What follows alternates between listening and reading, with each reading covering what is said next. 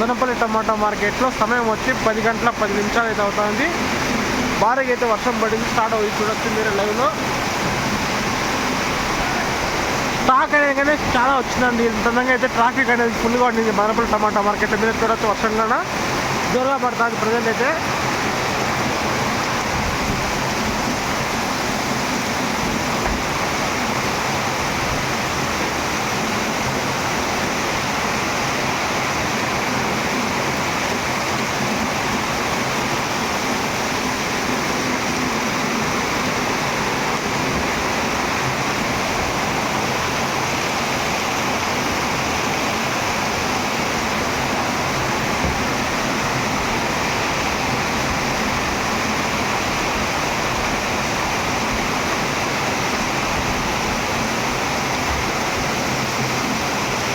Stock అనేది కానీ చాలా వరకు ఎక్కువ వచ్చిందండి. నిన్నకన్నా ఈరోజు ఎక్కువ వచ్చింది చెప్పచ్చు స్టాక్ అనేది వీడియోలో.